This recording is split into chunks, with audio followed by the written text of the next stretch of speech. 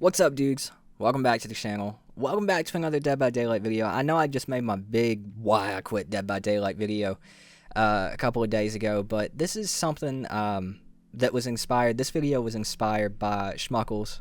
If you guys haven't heard of him, he's dope. He makes the same kind of content that I used to make with news and updates, leaks, and all that. He was doing it first. He does it really, really well as well. So check him out. Thank you for inspiring this video, dude.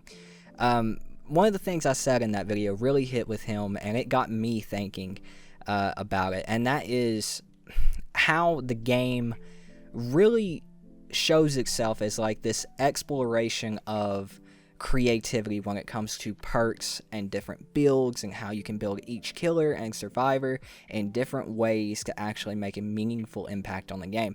And if you had played the game at a moderately high level, then you would know that that is not usually the case. So there's a lot of missed potential when it comes to that, and I just really wanted to vent about that today and just kind of talk about it, so I hope you guys will stick along with me. Before we get into it, I do want to give a shout out to Tacticon. You can use my link in the description down below to head over there and get a little bit off of your order, but you don't even have to really worry about that because they have a 60% off liquidation sale going on right now, and if that's done, then you can still hit up their 24% off site-wide. When you order a product, it comes in with a 25% off for life discount code. Just make sure to click my link in the description down below. It helps me out a lot. I really appreciate it. Thank you to the dudes at Tacticon. You guys are fucking dope, dude.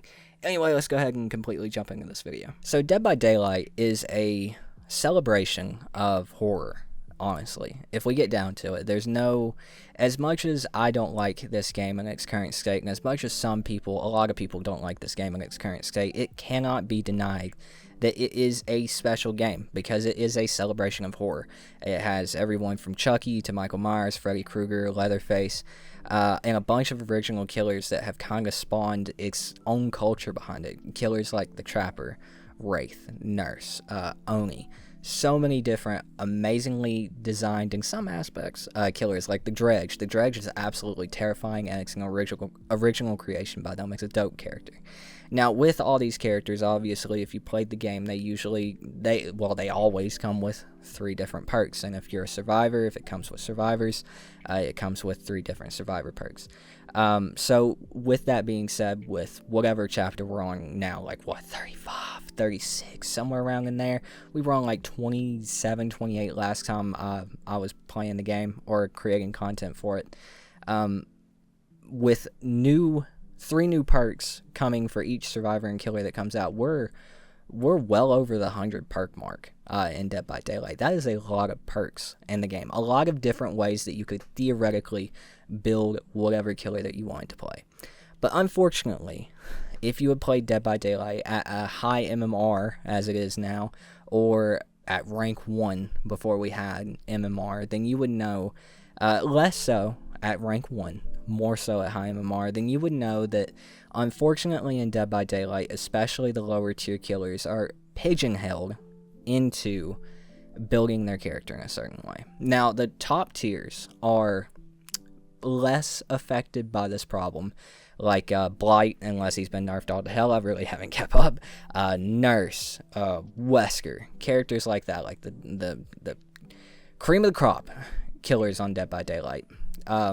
They're not really pigeonholed, right? They can kind of build whatever goofy build that they want to do and usually do pretty well if they're a skilled killer. But when it comes to killers like, in my opinion, Wraith and Trapper, Oni in some instances, characters who are lower tier and characters who could even be mid to higher tier thanks to their power, because Trapper is basically a mouse one killer, and you have to be a really good trapper with your trap placements to actually use his power in any kind of meaningful way.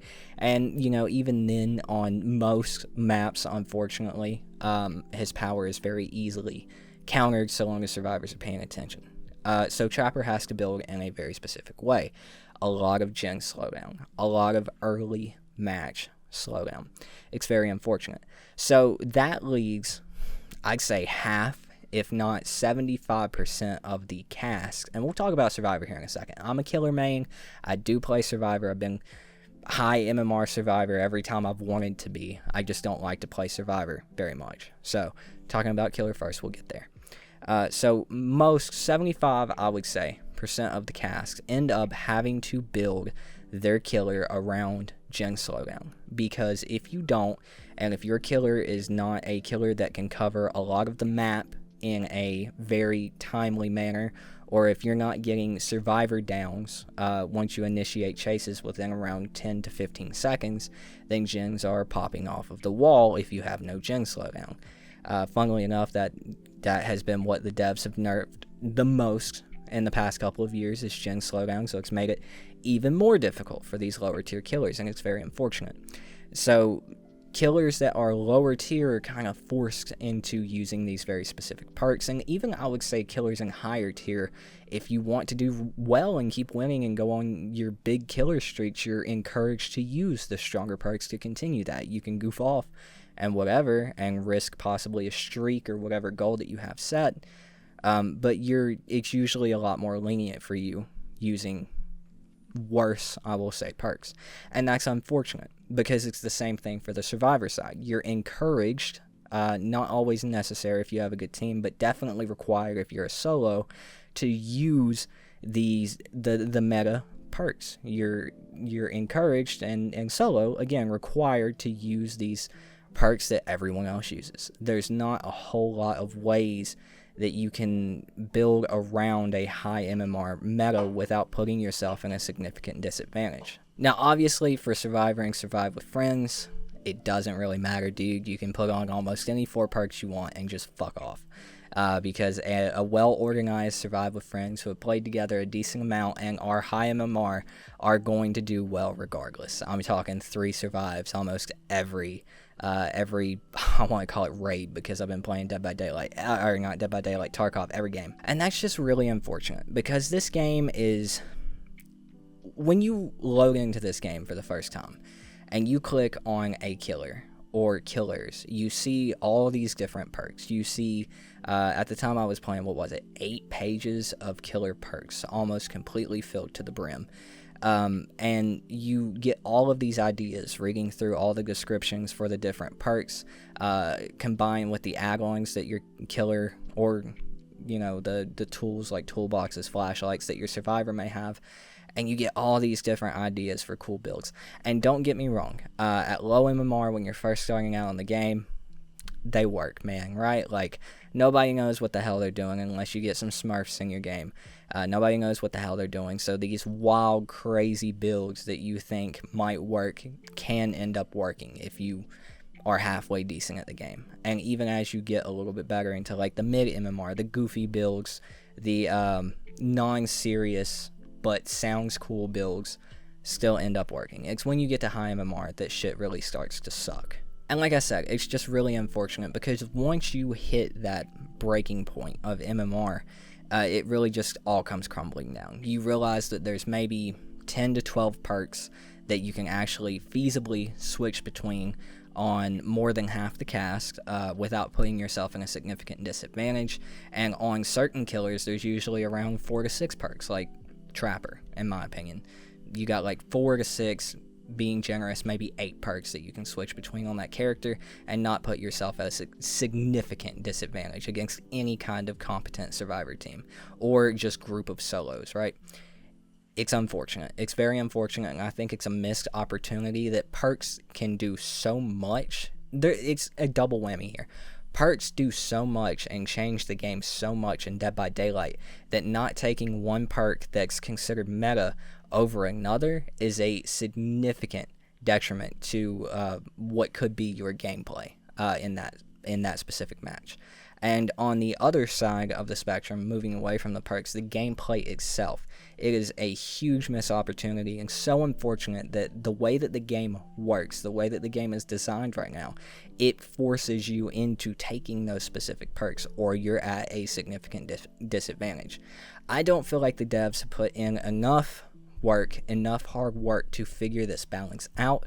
Like I said in my why I quit Dead by Daylight video, I feel like they put way too much effort and focus into new skins and new content when they should be taking, I'd say, a whole 6 months off of no mid chapter, no new chapters, 6 months off to focus on the gameplay loop of Dead by Daylight, the balance within that gameplay loop, and focus on how their perks work in the game and whether or not they should have as much of an effect on every match as they do. Because, like I said, taking, let me think of a perk that was good when I was playing.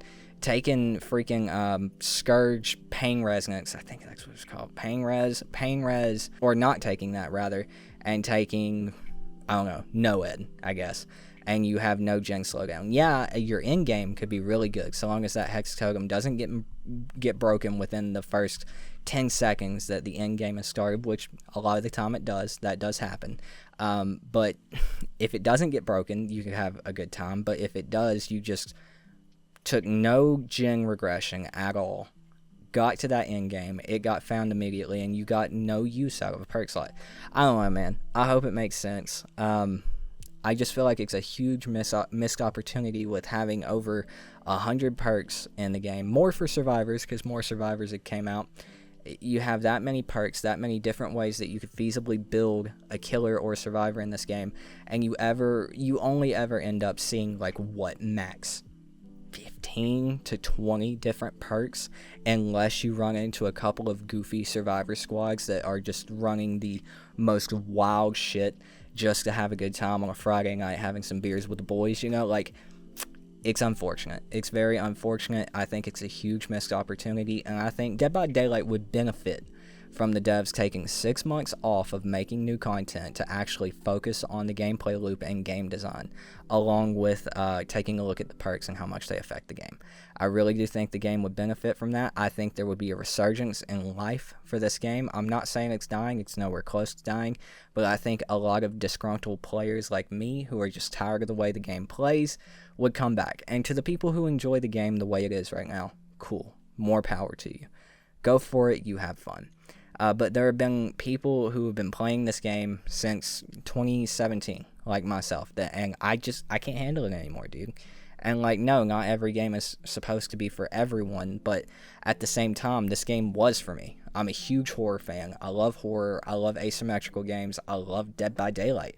But I don't love the direction that the developers keep heading in with their changes to the game, or really lack thereof, and lack of thought when it comes to the process of implementing these changes. They add these sweeping changes like 10s at a time, and they just throw it into the game with barely any testing, like a week-long, 2-week-long PTB, and even if there's shit that's broken, usually it still gets thrown in, so it just makes no sense.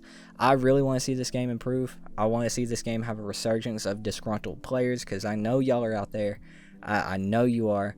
I'd love to see this game get changed around and not be fucking boring anymore, dude. But if it keeps heading in the same direction that it is, I see a lot more people, like newer players that are defending it right now, getting to where I'm at in like a year or two, year and a half tops. But I don't know, man. Let me know your opinions in the comments down below. Very interested to hear it. I just spitballed this whole video, so sorry for the discohesion. Anyways, dudes, again, thanks for watching. Hope you guys checked out my Arma video a couple days ago. If you haven't, go check that out. I have another video coming out in a couple of days, probably, maybe tomorrow. I don't know, I haven't decided yet. And I'm working on getting back out to the range. It's literally been flooding where I'm at. I have a cool video for you new shooters that I want to get out soon. But yeah, I will see you dudes next time. Thanks for watching. My name's Tooten. Peace out.